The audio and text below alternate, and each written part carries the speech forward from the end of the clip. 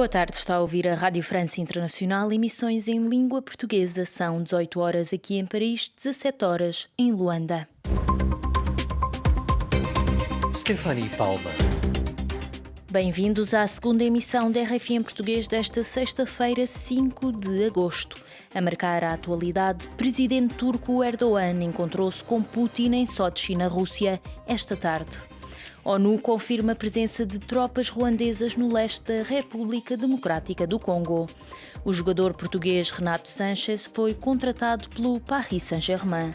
Estes e outros títulos a desenvolver já a seguir no bloco informativo sob comando técnico de Mussaleh Chili. O jornal começa agora. Fique desse lado.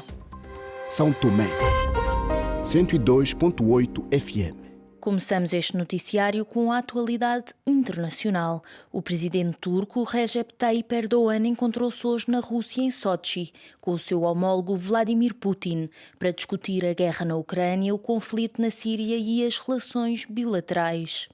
A reunião acontece no dia em que 3 novos cargueiros com cereais ucranianos deixaram Odessa, rumo à Turquia.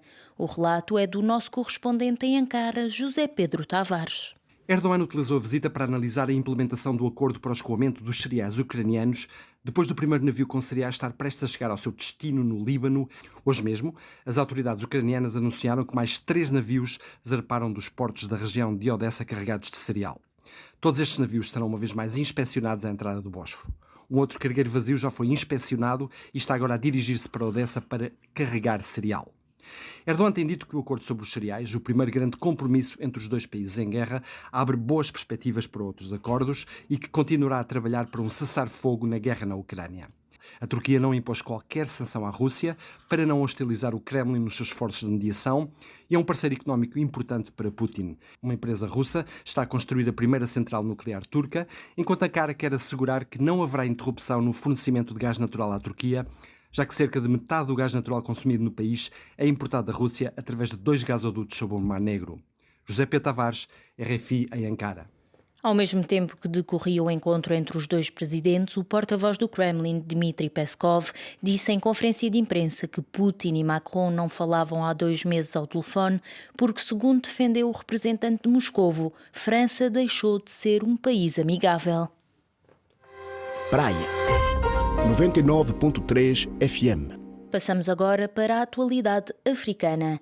Um relatório de peritos da ONU confirma que o exército ruandês teria estado presente na República Democrática do Congo nos últimos meses e que teria apoiado os rebeldes do grupo armado M23.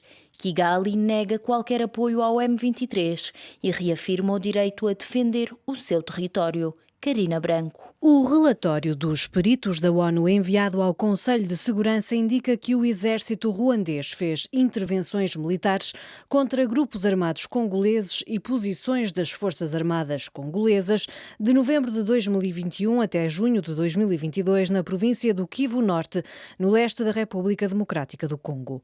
O painel de especialistas explica ter provas sólidas depois de ter feito inspeções no local e analisado imagens disponíveis.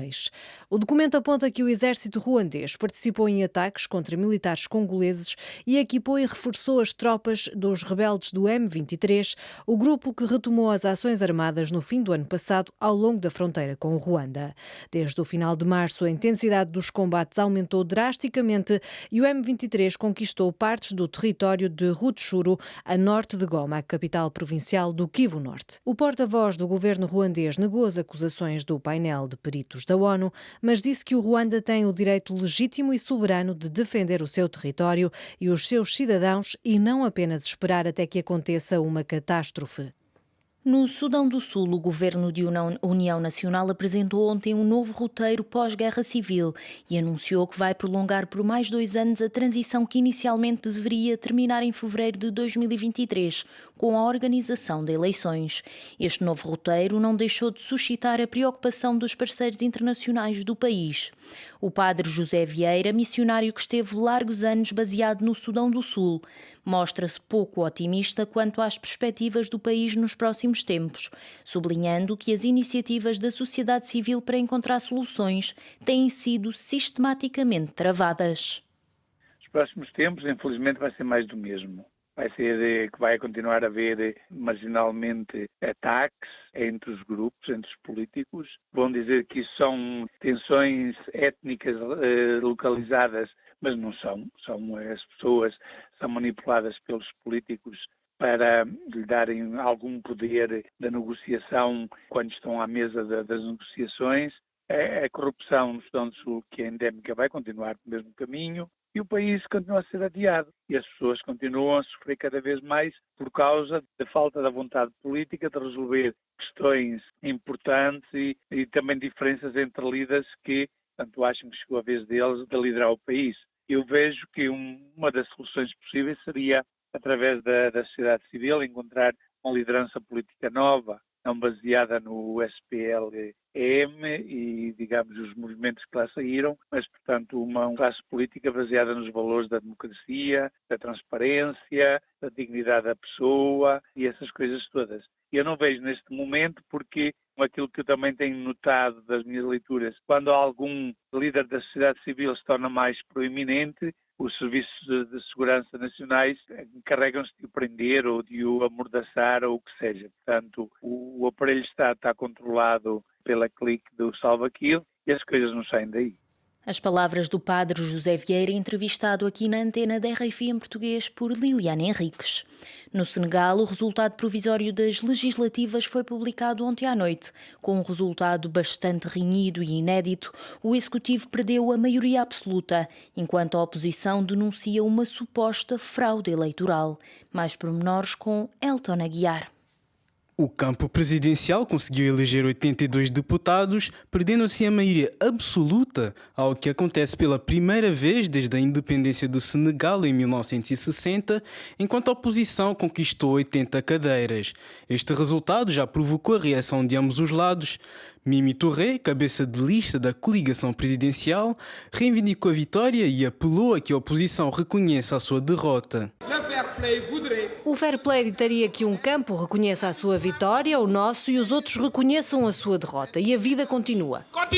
Quanto à oposição, Déthié Fall, da coligação Yewwi Askan Wi, afirmou que este resultado é um puxão de orelhas para o presidente Macky Sall. Com esta coligação nós obtivemos 80 deputados, o que significa que o presidente Macky Sall foi rejeitado. A sua política foi rejeitada. Trata-se de um feito para a oposição que esteve a poucos assentos de impor a primeira coabitação da história do país e um sinal vermelho para o presidente que pretendia concorrer a um terceiro mandato. A oposição que descarta desde já reconhecer estes resultados. No futebol, hoje é dia de arranque da Liga Francesa. Entretanto, o clube parisiense Paris Saint-Germain oficializou a contratação do médio português Renato Sanches, que tem origens cabo-verdianas e são-tomenses. Renato Sanches, proveniente do Lille, é o segundo atleta português contratado neste verão após Vitinha, médio proveniente do Futebol Clube do Porto. O clube parisiense conta agora com 4 jogadores portugueses, os 2 já citados, para além de Nuno Mendes e Danilo Pereira. Éric Mendes, jornalista desportivo, afirmou que Renato Sanches e Vitinha são mais-valias para o clube. Ouçamo-lo. Claramente o Renato Sanches pode trazer uma mais-valia neste plantel do Paris Saint-Germain, porque é um jogador que é capaz de superar fisicamente no meio campo e quando agarra a bola tem os arranques, tem esta capacidade para quebrar as linhas e passar assim ao meio campo e talvez fazer esta transição entre a defesa e o ataque. Eu acredito que ele tem um perfil que pode encaixar bem justamente com o resto dos médios, que seja o Verratti ou propriamente o Vitinha. Eu não estou surpreendido claramente o que é que está a demonstrar o Vitinha, porque temos que recordar que no ano passado saiu de uma grande temporada e num grande campeonato com a camisola do Porto. Sabemos a exigência de ganhar com a camisola do Futebol Clube do Porto.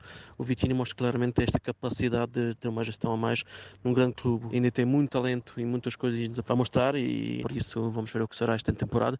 Mas claramente o Vitinha é uma mais-valia e o Paris Saint-Germain soube aproveitar agora desta oportunidade de ter um jogador como ele, sobretudo no meio campo. Por isso acredito que o Vitinha vai ser um bom reforço nesta temporada para o Paris Saint-Germain.